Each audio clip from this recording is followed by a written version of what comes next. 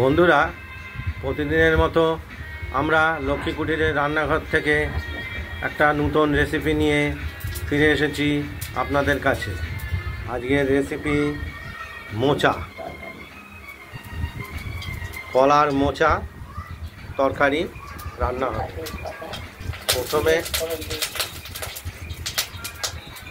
প্রথমে আমরা কড়াইতে তেল দিয়ে তেলটা গরম করে নিয়েছি। তেজপাতা, শুকনো লঙ্কা এগুলো ভাজা করে নিয়েছি। এবার আলুগুলোকে আমরা দিয়ে দেবো। একটু হলুদ করে ভাজা করে নেব। আর মোচাটা সেদ্ধ করেছি। মোচাটা দেখাচ্ছি। মোচাটা প্রেসার কুকারে আমরা সেদ্ধ করে নিয়েছি। ফোড়নের মধ্যে এলাচ এবং দারচিনি দেব। দেখতে থাকুন। আমরা হলুদ দিয়ে দিলাম। এবার আলুটা একটু ভাজা ভাজা করে নেব, দেখছেন। আর এর মধ্যে কিশমিশ দেব, আর শিলে বেটে আদা, জিরে আর মোচাটা আমরা সেদ্ধ করে নিয়েছি। আগে প্রথমেই কেটে এটাকে ছোট ছোট করে কুচি করে নিয়েছি। এটা জলটা সেঁকে নেবো, সেদ্ধ হয়ে গেছে। মোচাগুলোকে আমরা একটু চটকে নেব। সিদ্ধ করে নিয়েছি, প্রেসারে জলটা সেঁকে নিয়ে মোচাগুলো একটু চটকে নেব। দেখতেই পাচ্ছেন, চটকে নিলে একটু মোলাম হবে তরকারিটা।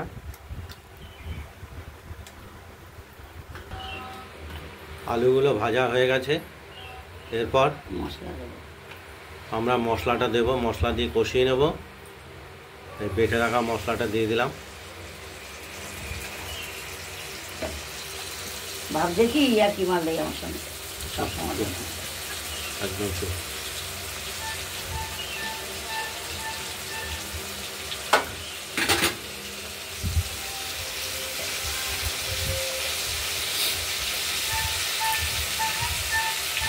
পরিমাণ মতো হলুদ দেব।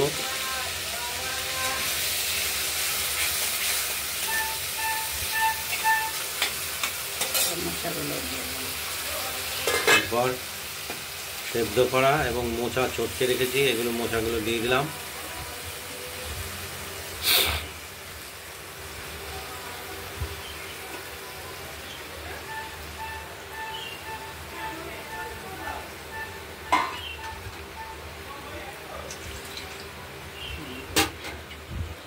একটু নাড়াচাড়া করব।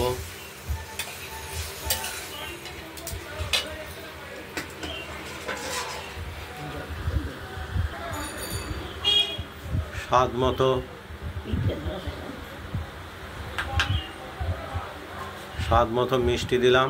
আমরা সুগার ফ্রি ব্যবহার করেছি, চিনি ব্যবহার করলেও হবে। ঢেকে রাখলাম। দেখতে থাকুন।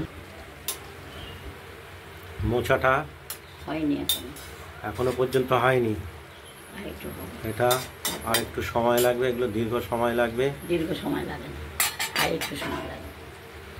ঘন্টা খানিকের কাছাকাছি সময় লাগে এগুলোকে।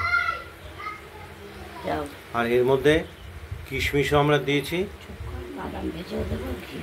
আর এটা লাস্টে আমরা চীনাবাদাম ভেজে ওপর দিয়ে ছড়িয়ে দেবো।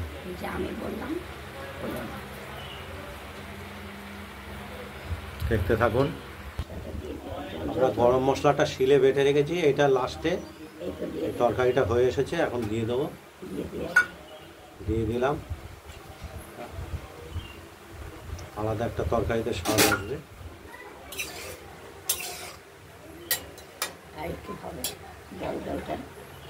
কলার মোচার তরকারি।